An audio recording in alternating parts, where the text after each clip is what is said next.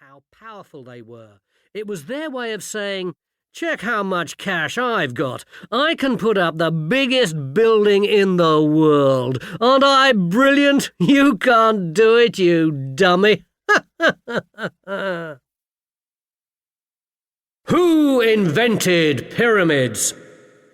Thousands of years ago, when the people of our planet were ignorant and stupid, alien fishmen flew their spaceships down to Earth, landed in Egypt, built a pyramid, and then flew off again.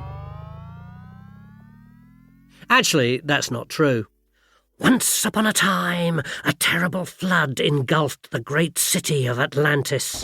The handsome giants who lived there escaped to Egypt, erected a pyramid like their ones back home in Atlantis, then disappeared.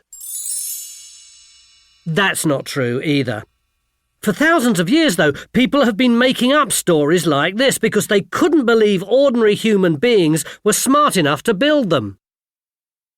But here is the truth. The ancient Egyptians built them all by themselves. And remember, they didn't have cranes or cement mixers or power drills like modern builders. They had to do it all by hand. It took them a long time to learn how to make a proper pyramid, though. Their first attempts were frankly a bit lame. They were made out of mud bricks and were big and rectangular, like giant doorsteps. In fact, they were called mastabas, which comes from the Arabic word meaning bench, because that's what people who'd never seen a doorstep thought they looked like. They certainly weren't very dramatic or stylish. But then one day, an architect called Imhotep decided to try something a bit different. He built a mastaba out of stone. Then he built another smaller one on top of it, then another even smaller one on top of that one, and he kept going until he'd built 6 mastabas, one on top of the other. A bit like Lego. If Lego blocks were made of limestone instead of plastic, were over a metre high and didn't have those knobbly bits on them.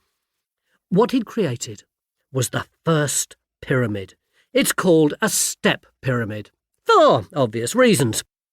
Step pyramids became all the rage. Every pharaoh wanted one, and they all wanted theirs to be bigger and better than the last one.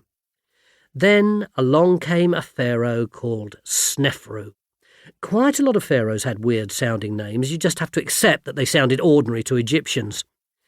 He decided he wanted to have something even more flash, a pyramid that was smooth rather than one with stepped sides.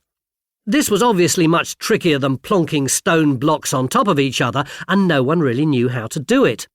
They started by building quite a steep-sided pyramid, but then halfway through they had to change the angle to prevent it collapsing, so what they ended up with was a very wonky pyramid.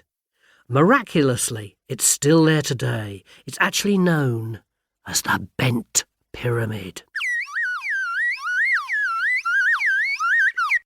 But Snefru wasn't happy with his bent pyramid, and you can't blame him. He told the builders to go away and think of something else, and being the pharaoh, they didn't argue with him. So they built another one, known as the Red Pyramid, because of the reddish stone used to make them. This time they got the angle right, and the Red Pyramid was the first true pyramid. Whew. When he died, Snefru was buried in his red pyramid, and his son Khufu became pharaoh. And guess what? Khufu immediately started work on his own pyramid. It was a great time to be a pyramid builder. You were never out of work. Khufu's was the fanciest pyramid ever constructed, the Great Pyramid. It was built using 2.3 million blocks of stone, and although today it's a muddy brown colour, originally, it would have been covered in polished white limestone and capped in gold. This would have reflected the sunlight and made it shine for miles around. It probably made the locals wish sunglasses had been invented. A very ancient Egyptian gag. Pharaoh Snefru is said to have been the subject of one of the oldest recorded jokes. Question: how do you put a smile on the face of a bored pharaoh? Answer: sail a boatload of young women dressed in nothing but fishing nets down the Nile.